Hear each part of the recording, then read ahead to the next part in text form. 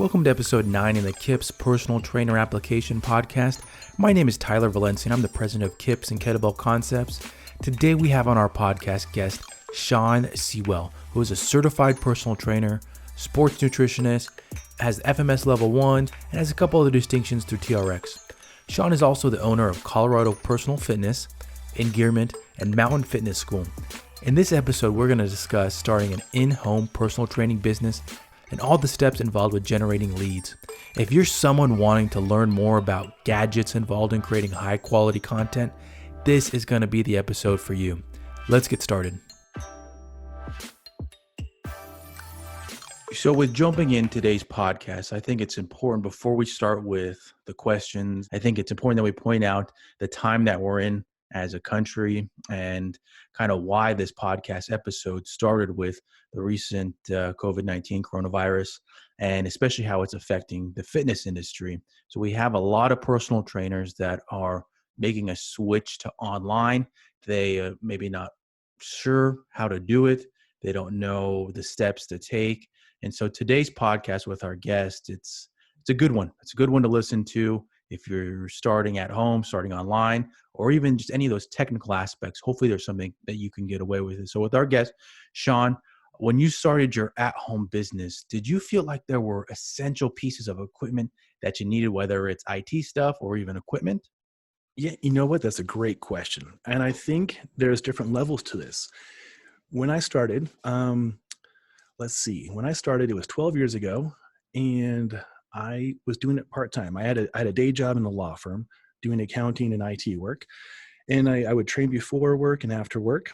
And if I'm doing in-home training, I'm a big fan of TRX and suspension trainers and kettlebells. And so I had my own assortment of those. So I always had those resources to bring to somebody if they didn't have that in their home. Most gyms you go to will have those resources. So if you're just starting out, I think they'll have those resources for you. And then in this day and age, social marketing, social media, videos, YouTube channels, podcasts are all very, very helpful. And I know people who started podcasts using just their phone and Anchor app, and that's free. So, and then also, when I interview people like Patagonia and North Face, the very first time I did that, I did it with my smartphone or a GoPro. So with the cost to entry wasn't as high as people think. I think the quality of the content, the quality of the service is what's going to be more important than what you purchase. I would put money in education, be professional, be valuable, be very punctual. Yes. And those will serve you better than me recommending going to get a $2,000 camera that I have with a nice Leica lens, for shooting videos. So the return on investment for that is not as high as just being professional. The basics. Yeah. The basics. And I think that even applies to what you said with the equipment. I mean, if you just have those essentials, the TRX, the kettlebell, maybe a band or two, the individual is investing in you, in your services and your education. And so if you're investing in yourself with education, you're going to be able to understand different training aspects, ways to program with just these tools instead of thinking, I need to get XYZ pieces of equipment. I need to get more. It's really, how can you apply these different pieces? So I think that was really an important thing, and really just thinking about the basics, the fundamentals, and understanding where can I get the most return, whether it's the educations or focusing on your business fundamentals. So before we get to the next question, I think it's such a interesting thing that you and I, before we pressed record for today's episode, we were chatting, we were talking about your entry into the fitness industry. And really, I think it can hit home with a lot of people, but also there's so many people that are probably similar in terms of they came from a different industry. They started somewhere else. They had that moment. They're like, oh, wow, I want to help more people, or I really like fitness. And I think that this could be a great career path for me. Will you share that with everybody for this episode? I would love to. Yeah. And I'm glad we're doing this because I think it's very important and it'd be relatable for a lot of people. So I had a steady day job in a law firm, making good money, working in accounting and IT. And I enjoy fitness for my own personal recreation and personal benefit. Background, my family's all morbidly obese, meaning 350 pounds or more. And they're all very unhealthy, and they're very loving and great people. And I'd always try and encourage them to embrace health and fitness. And it just, can lead the horse to the water, but you can't force it to drink. So one day I'm working in my cubicle in the law firm. I get a call that my brother's had a heart attack. I was 21 years old. Mhm. I get there just in time to see him, pass. So with that, I was like, okay, I love to help people. I can't help a whole lot of people sitting in a cubicle. So that night, I registered for the National Personal Training Institute, which is a 9-month trade school. And I started my fitness education, which I think is the best investment I've ever made. Wow. And then started my fitness business 12 years ago and incorporated it into what it is now. And I love serving people and I love helping people and empowering them. Hmm. And so hopefully that helps give some people some hope that you can, at whatever age, I did this at age 30, change careers, change paths, incorporate being a fitness professional in your life. Yeah. And that jump, that leap is something that we've talked about in other episodes, and really finding that passion, finding that drive. You have it, it means something to you being in Mhm. the fitness industry, being able to help others. It means a lot to you, which is it's just awesome. It's Thank it's you. it's the true passion. And I believe that also leads into other aspects of your business, the videos you're making, the content that you're making. It's not just, okay, I'm putting this out because I'm trying to market my business. I have a bigger goal with all of this that's going on. I'm glad you see that. Yeah. Yes. Oh, yeah. Definitely see it. And, but I think this, to direct this towards individuals that are probably in a similar boat or taking that leap of faith, that transition. You had Hmm. a corporate position as in a law firm, Hmm. and you're making that switch to the fitness industry, and there's all these little steps in there that trainers, they're either uncertain about, they don't have any guidance. And I think that those are the nuggets that we're going to hit home on today. And Yeah. um, with your personal training business, something that you and I have talked about is you have different streams. You have a Yes. podcast, you do a little bit in home, you work at a boutique gym. With developing those streams, what was the idea behind it? That's a great question.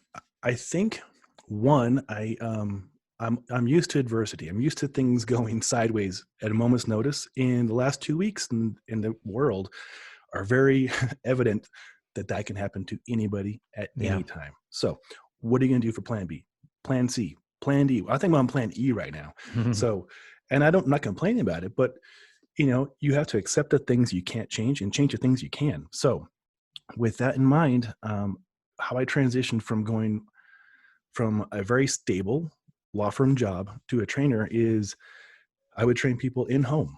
I would train people in my home. In fact, my wife and I, we live in a 2-bedroom condo, and our second bedroom is a home gym. And thank God we built that 12 years Mhm. ago, because now we're using it even more, and it makes for a great place to shoot videos to show people what they can do at home right now in these current times. And then working in a boutique gym, I built a big box gym, a 24-hour access gym, and it was a lot of fun. And I learned a lot in that process. And you attract certain kind of clientele there, and people will show up there just because it's convenient and the price is right. Working at a boutique gym is more niche. It's more a different audience. So know what your audience is you want to work with, and figure out how you can best serve them. Mhm. So, for me, it was helping busy corporate people, and also a demographic that I really care about is people who have never been fit or healthy. So I go speak at bariatric clinics and talk about, incorporating exercise as well as nutrition after they've done their lap band or gastric bypass surgeries. So that's my audience. And then, of course, online, I help people with mountain fitness. I have a mountain fitness school. So those are people who backcountry ski and snowboard and splitboard and bow hunt, and a kind of crazy group of people, right? So having multiple ways to serve your people is very important, in my opinion, because there'll be times when the in-home is going great, or the boutique is going great, or whatever is going great. But when it's lean, and it will be lean at times, what are you going to do? How are you going to flex the other appendages of your businesses to Yeah. benefit and keep the roof over your head? Yeah. That's good. Good advice there. And with getting into potentially podcasting or creating content that's going out into a global market, I Hmm. think you open yourself up to those streams. But for the listener that's potentially thinking about doing a podcast or thinking about creating content for YouTube. And I think that's actually a very common thing that's going on right now is Hmm. instructors, whether they're group instructors, personal trainers, they're looking at, okay, what are my options to not just do online training with the situation they're in, but can I create a library of exercises? Have you felt like this opening up to a global market has benefit your local market business as well? Yeah, it has, in the fun ways too. So I won't say it's brought me more people through the door, but when I get out, and I'm a very avid outdoor person, I help run a big Facebook group for backcountry skiers, and I'm always in the mountains. It's there that I see people who have read my article on Strong First, or saw my shout out in Pavel's most recent book, The Quick and the Dead, or Hmm. listened to on the podcast with people like you on it, or seen the YouTube videos, or whatever the content is. And so that's when I know that it's affecting people positively that I don't even know yet. It's unquantifiable. I can't put my finger on it. It's not tangible. But when you experience that, what's the right word? The positive reaction from the other Hmm. person, it's moving. And then you Yeah. get to see how you can help them more, like just before this call, a person I met at a beacon bash, which is for avalanche safety, he has 6 kids and he homeschools them. So he's like, how do I get my fitness in? So I helped him outfit his home gym, thankfully, a couple months ago, and now send him over a program this morning to keep him busy and sane with 6 Hmm. kids and his wife home. I bet. Yeah. I bet. Well, that's awesome right there, man. From a business and even a marketing standpoint. So this is kind of how my brain works is Mm-hmm. that when I hear that you're doing these different things, you're networking, you're creating content, and you have these different streams, you're creating ways that you're constantly creating content and being able to promote your business. Mm-hmm. From a business standpoint, we'll use KIPS as a example here. One of the ways that we create content is with YouTube. We create Mm-hmm. different series. We have the podcast, and being able to split those up is what we use for social media. So what you're doing, and I think it also answers the question about creating content for a global market. How does it affect your local market? Is you have content that you can constantly put out there. Mm-hmm. How you mentioned people, they see your article in Strong First or your mention in Pavel's recent book, they see those things, and those are all helping with your Mm-hmm. local market too. So it all comes back. Eventually, you might think, "Oh, well, I'm putting this out there for everybody," but it eventually you can utilize it for your local market as well. So I think it's Yeah. while you have a goal when you're making these types of things, if you're a personal trainer, group exercise instructor, and you're starting to make these items, or create content that's free for individuals, it's eventually going to come back. I think that's some of the Yes. worry for some instructors. You know what? That's a good point. And I think we're so used to a transactional society, clock in, clock out, pay for this, get Yeah. that, right? And so we're used to the instant reaction. How I got into Pavel's book is I wrote an article 2 years ago for Strong First about using kettlebells to get conditioned for mountains.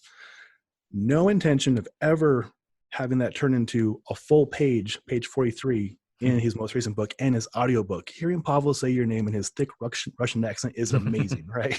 Hmm. So again, if a person wants to write an article to help their people, just write the article, publish it, share it somewhere, reach out to other people.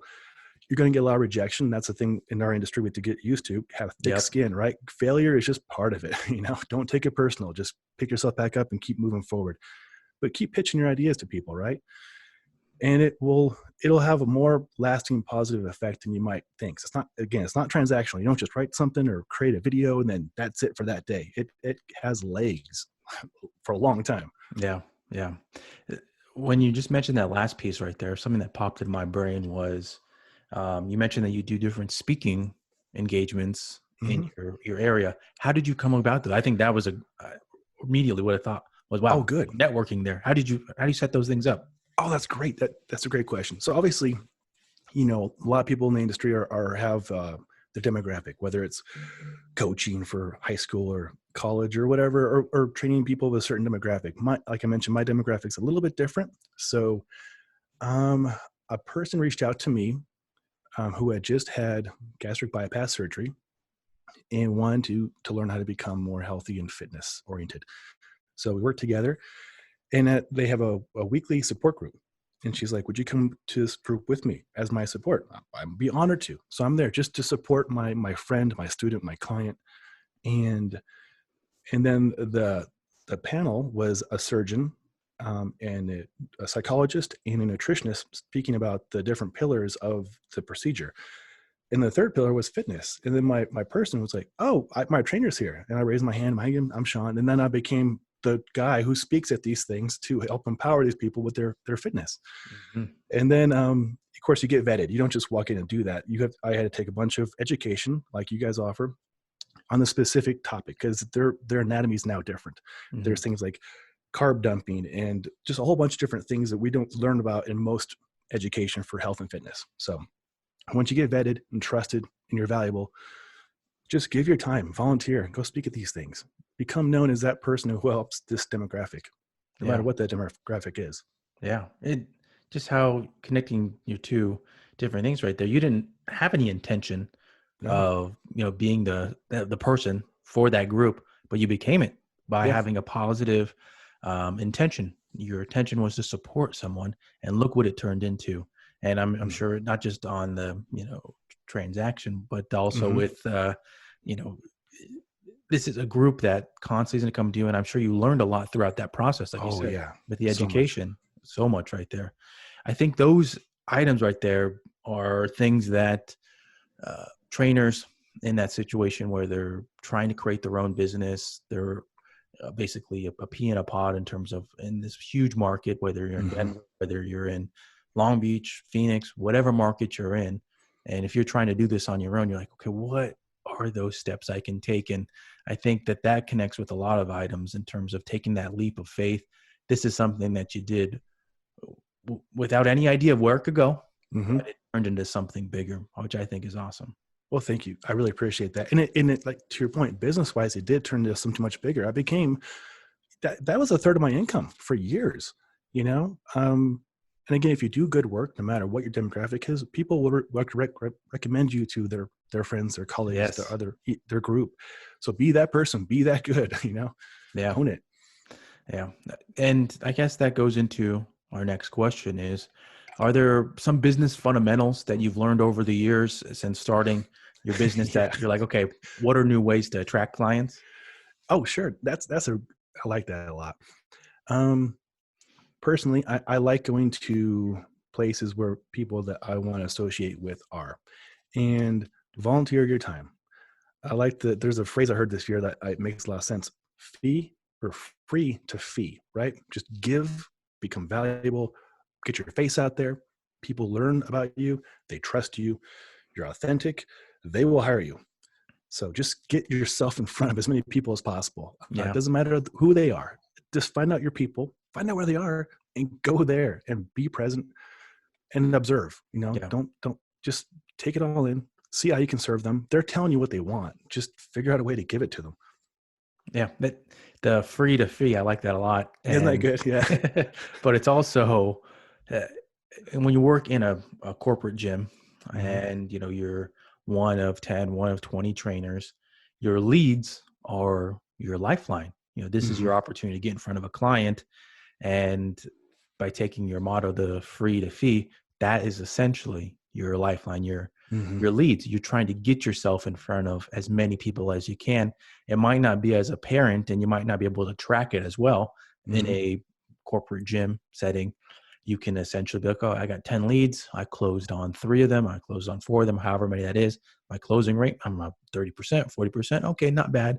But with the working on your own, building your own business, those types of analytics, you might not have those. You might be, I had to go to this big networking setting. There were 100 people there. I maybe only talked to 10 of them. You can't quite put a percentage on it, but yet you're still getting yourself out there. That's what I kind of took away from that. Yeah. Good takeaway. And you're right. Working in a big box gym, there's definitely a funnel that they feed you, and then you perform, right? Yeah. Basically, right? And then you get your transactions. Working in a boutique studio or working for yourself as a solo person, like I am most of the time, Hmm. don't your leads have to come from your hustle. I hate that word hustle, but you have to work hard to bring people into your world long enough to learn about you. And Yeah. it's a lot different than working in a place where people are coming to you because you just happen to be in that place, like Yeah. at the big box gym. Yeah. And isn't that kind of what you've done with Colorado fitness training? I'm Yeah. sorry if I mispronounced that. You create content for that and you're putting it out there. What is kind of the idea behind it? It's kind of fun. I go back and forth with this pretty often.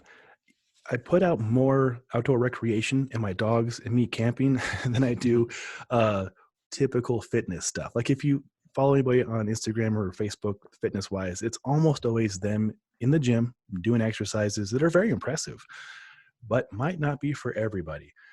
My goal is to show you what I do, who I do it with, and why I do it, which Mhm. is people I really care about, simple movements, and we like to get them outside with their family, with their dogs, whatever. So that's Colorado personal fitness in a nutshell. How do we keep you healthy and fit for high quality of life outside? Mhm. What was the last video that you made? I made like 3 this morning already. Whew. I know, it's kind of funny. What I did, right? My wife and I share the home gym is now her home office, so we trade back and forth, which is great. Mhm. So I shot my 3 favorite core exercises, which are the plank, the hollow hold, and the Davies. So I Nice. gave regressions and progressions for each 3 of those. And again, I'm using like a professional camera with a Leica lens and good Yeah. microphones, but you don't have to. If you have a smartphone and a tripod or just lean up against a book, you can do this too, right? Yeah. Show your people what you are doing at home right now. If you're a trainer, in my opinion, if you want more business, show them what you're doing at home to lead by example. So Yeah. that's my goal as this morning, was to do that. Nice. Nice. And Yeah, I mean, those were basic exercises, ones that people totally. can do at home. But I think the part of one of the themes from today was the quality. You Yes. have those items that you invested in.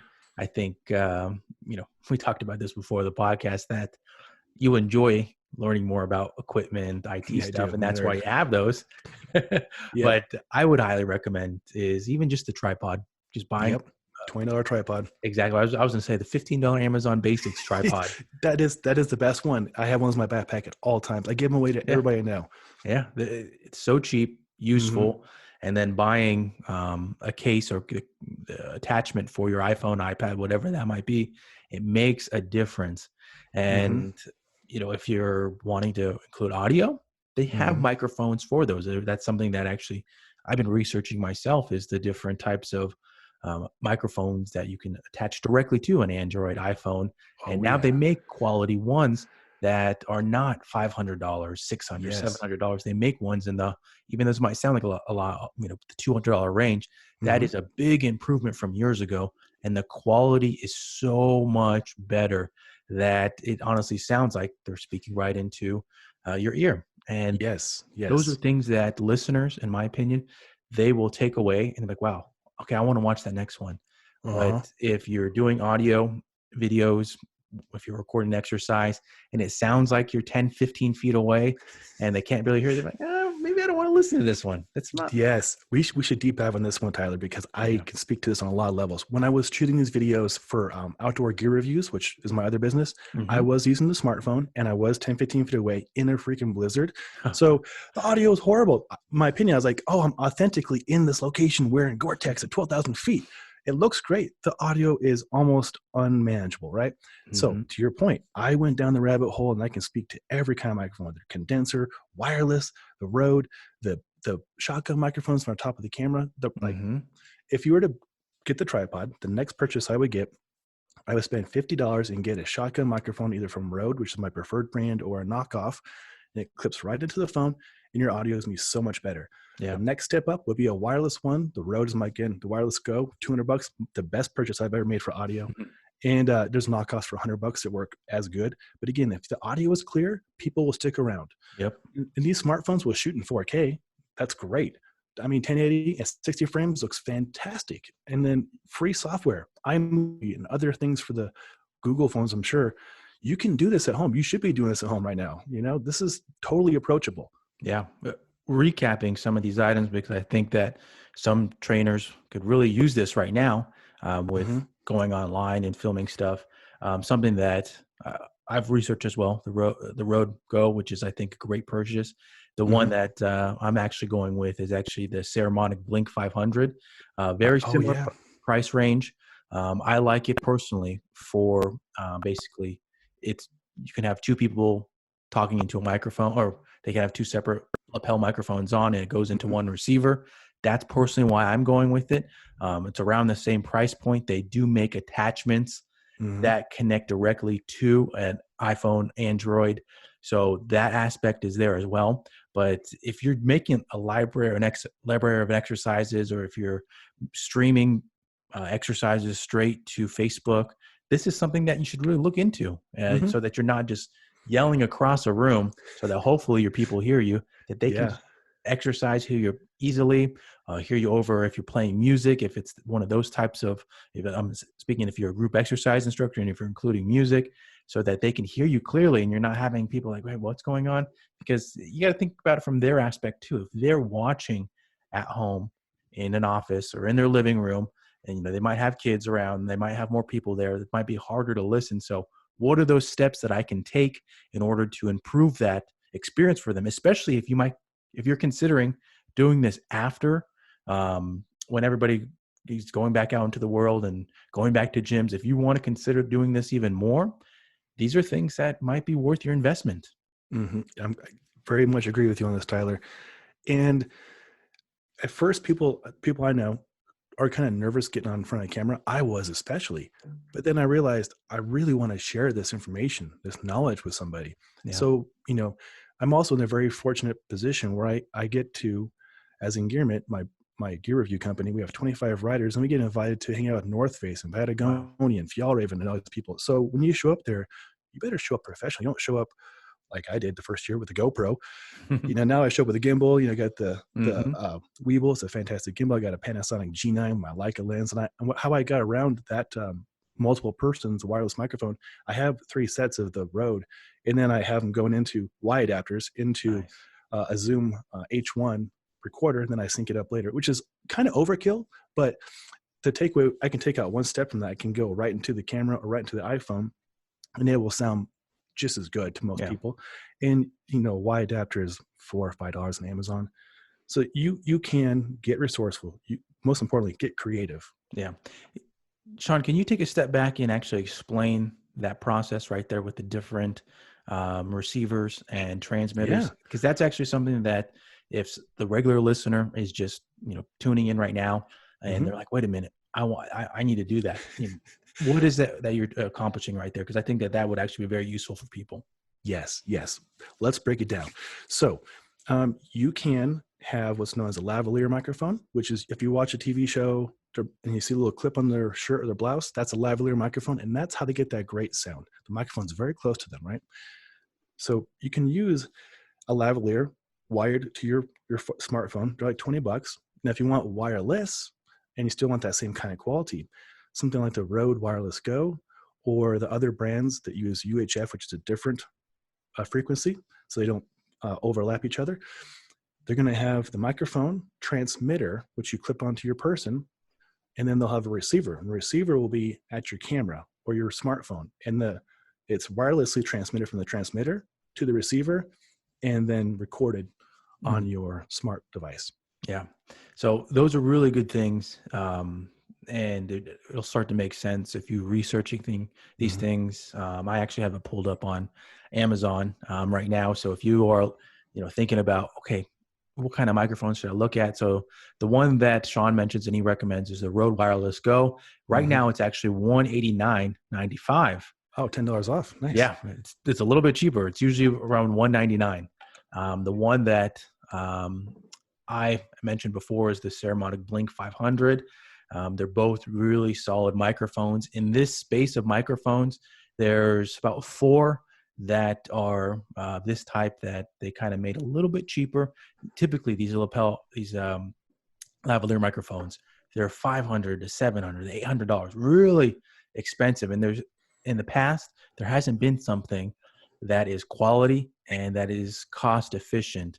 You might listen to this episode, go on Amazon and do a quick search, lavalier microphone, and you'll see things that are $30, Mm-hmm. $100, $70, but there's a reason that they're that much. Yep. They're going to break. they're going to cut out on you. And I've personally experienced that myself. And you think about if you set time out to go record, or if you're streaming something, one, most likely these lavalier microphones won't be able to stream directly to whatever source, or two, if you are recording something and let's say you do recording for 1 hour, 2 hours, whatever that might be, these cheaper microphones will cut out on you. And I did not say maybe cut out you. They will cut out on you. And just that frustration that occurs after going back and watching and realizing that that time you spent recording is now gone. It sucks and it happens. And so making that additional investment, and I know, especially right now, it might be, $200 might sound like, oh man, I don't have an extra 200, but it makes such a difference if you're trying to take those different steps and even just up your game in terms of what you offer for your clients. Yeah. And I can speak to that on a lot of levels. And it's very funny, great timing as well too. Right before we started recording, I had a gym owner reach out to me, Sean, what microphone should I get? And I literally made him like a checklist of pros and cons, prices, what's the difference between condenser, dynamic, lavalier. And trust me, I've invested a lot of my time and money learning the hard way what works and doesn't work. I've gone to mountains and shot hours of video content that I thought was amazing just to get home, and it's all garbage. So like Tyler said, invest in the right tools because your time is valuable too. Yeah. Just get the right tools and go create. Yeah. And have fun with it. Do multiple takes too. I can't tell how many times I mess something up. Like I have a YouTube channel and I have millions of views on it. And I'm not bragging about that, but what I've learned is looking back 6 years ago at what I consider horrible quality content I was putting out, and, to like last week when I put up something in 4K and the audio is great, and and the people appreciate that.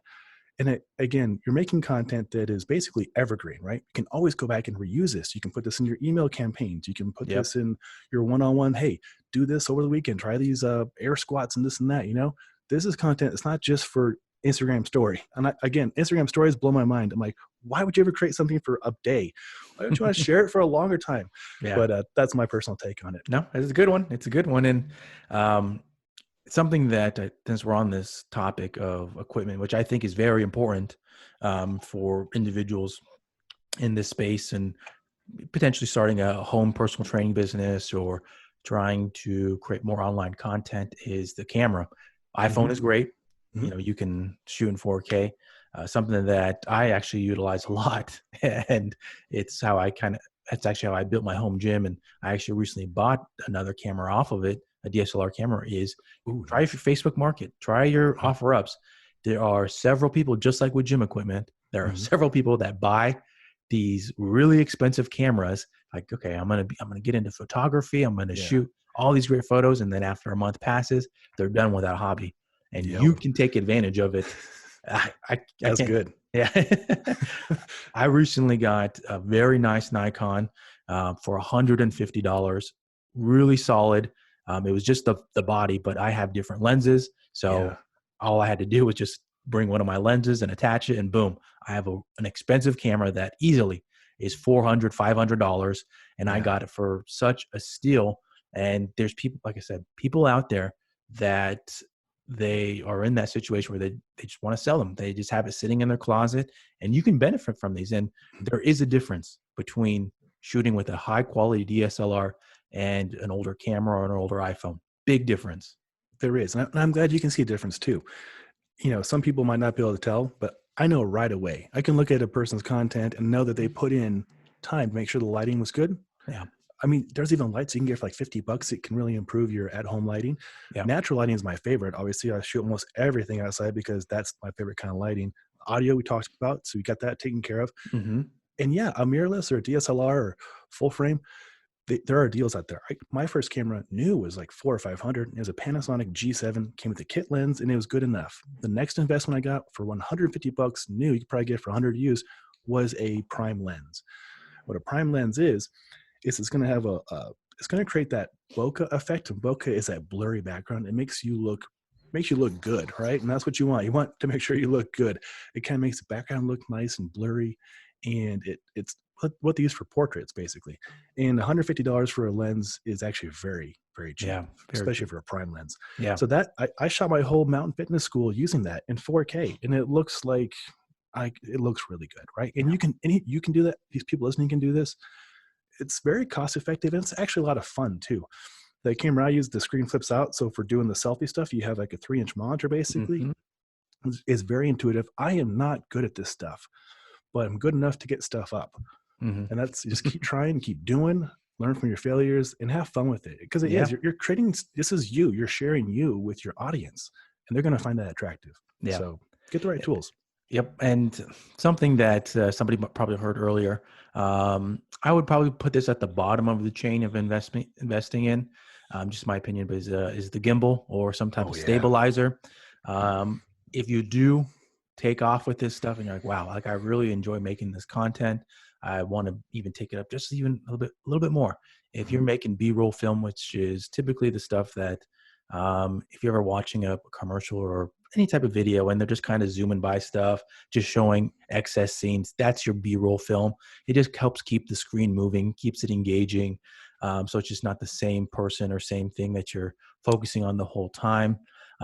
Typically, some people put it over a screen recording in terms of like or voiceover.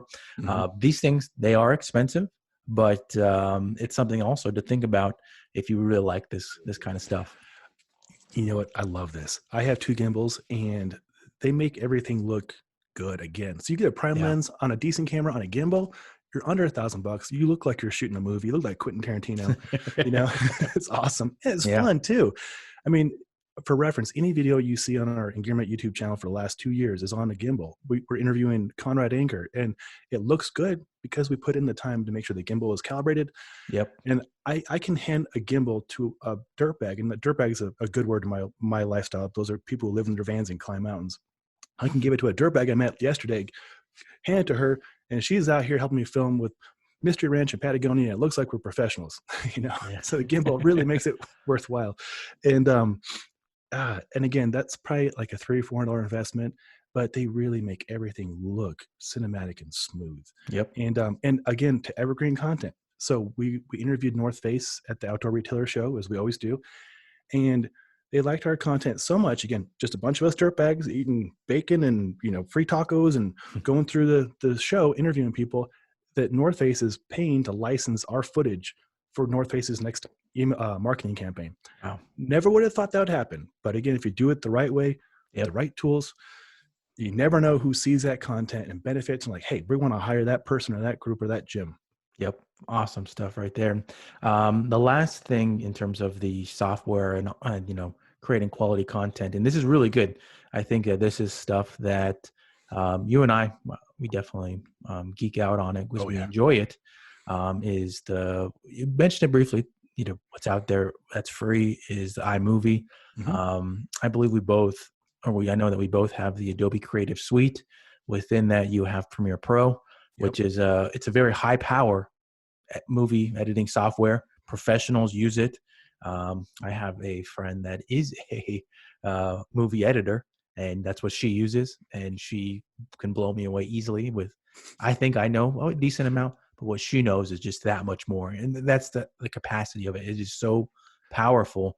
But with resources out there on YouTube, you can learn a lot about it, and you can be able to utilize it yourself and make quality stuff. It might look daunting at first, but really it's something that you can utilize. And that is Adobe Premiere Pro, but they do sell it as a single license, but you can get it as well as part of the Creative Suite. Absolutely. And it's a very powerful tool, like you mentioned. The professionals use it, and I do most of mine in iMovie, and there are limitations. But for 90% of people, that's probably sufficient. Yeah. Another really cool tool that I use that is Apple-based, and it probably has a non-Apple as well, it is called Pick, Play, Post. Okay. And what it does is you can just put clips of pictures, and then you can upload your own songs if you own rights to them. You can't put up Led Zeppelin, because that's not your music. But it makes it look really professional. I prefer having more control, like you do, like using Premiere or iMovie.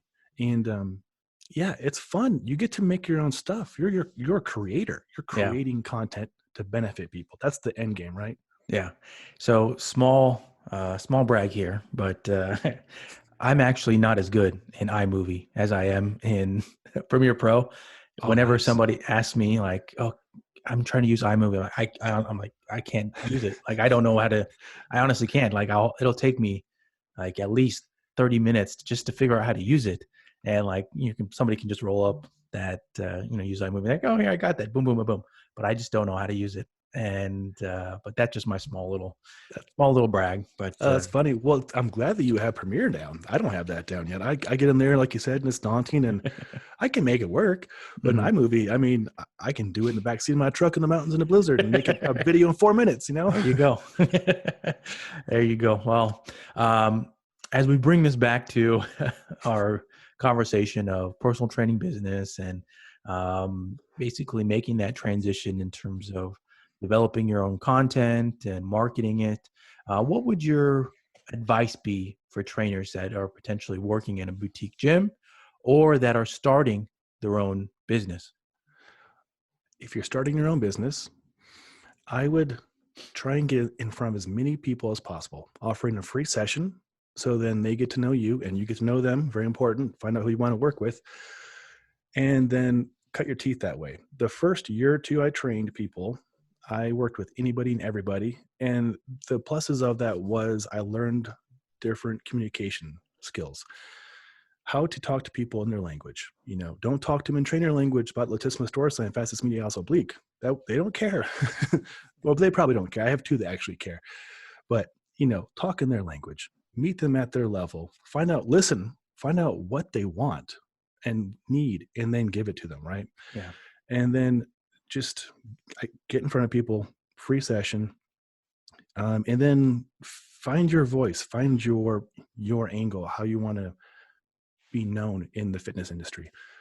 And again, you're going to have a lot of rejection. I mean, I'm so used to rejection. It doesn't faze me anymore. I used to take it very personal, but get used to people saying no or having excuses or what have you. Don't take it personal. Just know that they have their reasons, and that's that.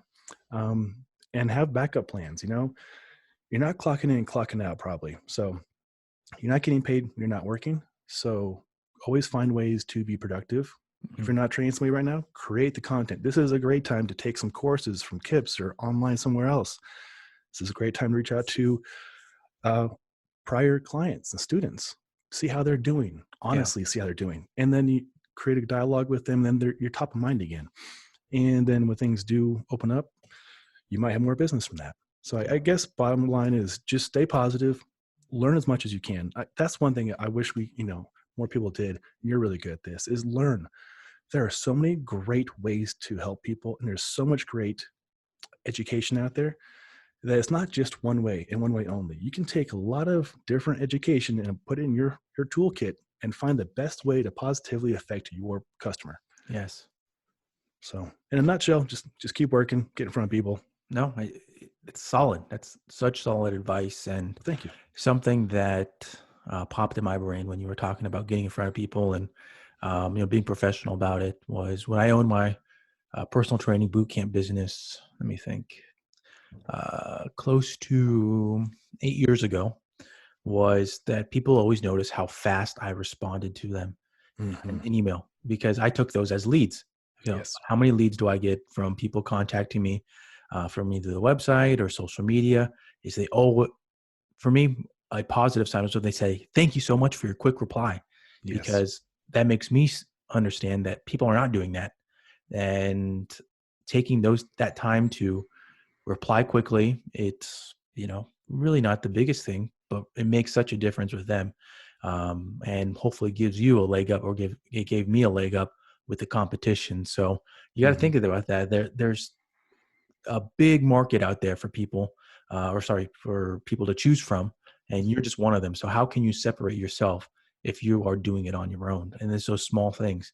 I think we touched on it before the podcast, but the whole boutique gym is something that really boomed. I'll say probably in the last 5 years.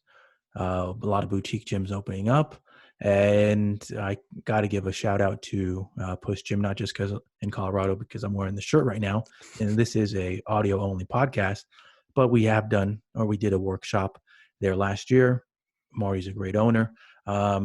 What is your advice for personal trainers at a boutique gym? Because even that's a little different than working in a corporate gym or even doing it on your own. Yeah, you're right.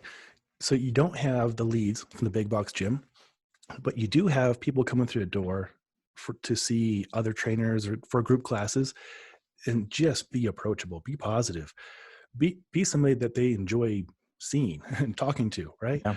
And and that's free. And I would hope that's how people operate in general, is just be kind and Yeah. have a smile. And then that was a great course you put on there. I really enjoyed that Mace fundamentals. And boutique gyms have they can be quicker to respond. They can do these courses like you provided, and they can do their own events and charity work. Like we do. There's always a lot of opportunities to volunteer in any community, but sometimes we'll band together as the push trainers and go do something good together. Mm-hmm. And again, that one, that feels good. Two, it does good for others. Three, people see you doing it and they're like, oh, those people are like, they're living it. They're not just meatheads, they're doing good out there. Yep. So, and then if, you can, oftentimes in boutique gyms, you can be your own LLC or S Corp or C Corp, whatever you want to be, right? I'm an S Yep. Corp. And so the pluses of that is you're self-employed. Also, the negatives are you're self-employed. So you gotta keep on top of that. And Tyler had a great, cue there. Be responsive, be quick and professional. It doesn't take a whole lot of effort. I know maybe you're at a family function, you need to sneak away to reply real quick, but just that reply, that person's reaching out because they're very curious about something and they're in like the mindset of action. They want action. So meet them there. Oh yeah. And there are people that are really into the local market, supporting local businesses. Yes. And, that's an audience that, we could potentially even turn into networking events, speaking engagements, that whole long list. I think you just got to open your mind into where these possibilities can lead to, because you never know when a lead can come up, when an engagement can come up, and you just got to be open to those. Absolutely. And always carry business cards. I will admit that that's actually one of the things that I'm really bad at. I have these, nice custom business cards that I made. I forgot the name of the company, but they're double-sided. And sometimes I will go to a conference that, I'll speak at, and I'll forget business cards, and it's that bad. That's funny. But we're all human. Exactly. And I'm not used to it, even though that's a small thing that I got to get better at. Sure. Before we sign off here, Sean, can you give everybody your information on website stuff, social media links, and kind of what each one does? I would love to. And thank you for the opportunity to do so. Appreciate that. So this was based around ColoradoPersonalFitness.com. That's my fitness company. And it has a website. I have got social media, Instagram, and a YouTube channel. And on there, you'll find my wife and myself and kettlebells and dogs and blizzards and trucks and everything that has to do with fitness and outside. My other company is Engearment.com. And what that is, it is a gear review and outdoor media company. And we get the privilege of working with companies like North Face and Patagonia, Hydro Flask, and anything you can think of that has to do with the outdoors. We get to work with them, test their gear before it comes out, and write articles and shoot videos, which is why I've invested so much time and resources into nice cameras and audio. And then my last company is Mountain Fitness School. It is an online fitness school where I show people how to use bodyweight, TRX, and kettlebells to condition for the mountains. And that each one of these have their own Facebook and Instagram, and I'm very easy to get a hold of. You can send an email to Sean at Engearment or Sean at ColoradoPersonalFitness.com. And I love chatting with people. I love helping people get outside. I just love people. I love it. I love it. Really good stuff today. And I think that anybody listening before or after this epidemic we're going through, or even listening right now, they're going to take away stuff from it. If they're looking to improve their business with the IT stuff, or just take tips that they can apply immediately after in a larger gym, boutique gym, or their at-home business, they can take tips and apply them right away, which is what we wanted, which I really appreciate you sharing. Well, thank you. Thank you for the opportunity, Tyler. I'm a big fan of you. I'm a big fan of KIPS. I love what you're doing, and all the best to you and yours. Thank you.